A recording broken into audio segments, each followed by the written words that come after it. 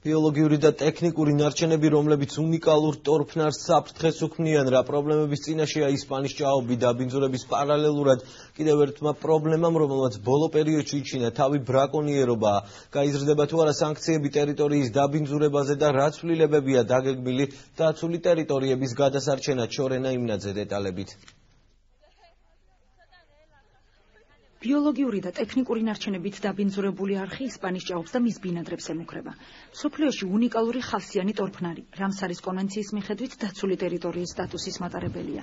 აქ მცენარეთა 1045 სახეობაა შენარჩუნებული, მათ შორის 25 იშვიათი ჯიშისაა. ნაკრძალში 22 სახის ცხოველი, 102 ჯიშის ფრინველი და 6 სახეობის თევზი ბინადრობს. მათ სიცოცხლეს საფრთხეს უქმნის ადგილობრივებისა და ტურისტების მიერ ტერიტორიის პოლიეთილენის ბოთლებითა და სხვა ნარჩენებით დაბინძურება.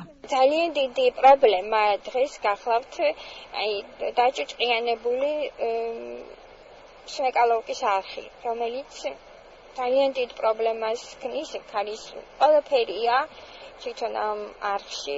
ძლიერი კოკისპირული წვიმების დროს, როდესაც იტყორება ტერიტორია, თვითონ ეს გავიდა ყველაფერი საკვაცხოვრო ნარჩენები გადადის თვითონ ეკოსისტემაზე. ისპანის ჭაობს 2 რეინჯერი იცავს. ქობულეთის დაცული ტერიტორიების ადმინისტრაციის დირექტორის განცხადებით, ბოლო პერიოდში ნაკრძალში უკანონოდ ნადირობისა და თევზაობის ფაქტები მომრავლდა. ჩვენ გქონდა ამ ბოლო დროს ერთი მეთევზე შევიდა ტერიტორიაზე და ხანძარი გაგვიჩინა და ესე იგი აქტი შედგენილი იქნა, გადაცემული იქნა სასამართლოს და დაჯარიმებული იქნა შესაბამისად იმ ძველი განრიგით. დაცულ ტერიტორიებზე აკრძალული ქმედების ჩადენისთვის ადმინისტრაციული პასუხისმგებლობა მკაცრდება და დაწესებული ჯარიმები იზრდება. დაცული ტერიტორიების სააგენტოში ამბობენ, რომ ცვლილებები ნაკრძალების გადარჩენის ერთ-ერთი მექანიზმი იქნება. სტატისტიკა თავისთავად არსებობს, ძირითადად იმ მუხლებზე მოხდა თანხების გაზრდა, რომელზეც საკმაოდ ხშირად ხდება ხოლმე სამართალდარღვევა. როგორც ზოგადად ასევე რეჟიმის დარღვევა.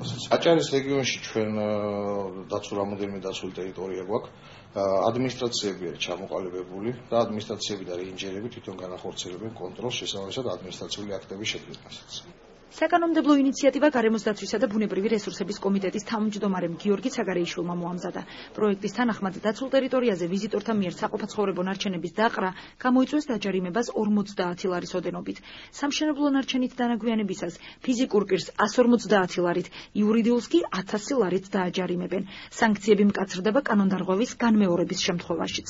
რამდენიმე მუხლში შედის ცვლილებები, აქ იზრდება სანქციები, ასევე გვემატება ჩვენ რამდენიმე ახალი მუხლი, იყო რამდენიმე მძიმე შემთხვევა დაცული ტერიტორიების მიწებზე, როცა ვიზიტორები შეგნებულად არ ღვევდნენ იქ დადგენილ წესრიგს, ანადგურებდნენ ბუნების ძეგლებს და ვფიქრობ, რომ ეს აბსოლუტურად წარმოუდგენელია, ამოშფოთებელია. საქართველოს პარლამენტში ინიცირებული პროექტის მიხედვით ადმინისტრაციული პასუხისმგებლობა მკაცრდება დაცულ ტერიტორიაზე ცეცხლსასროლი იარაღით და ნებისმიერი სახის თევზსაჭერის საშუალებებით უკანონოდ შესვლის შემთხვევაშიც.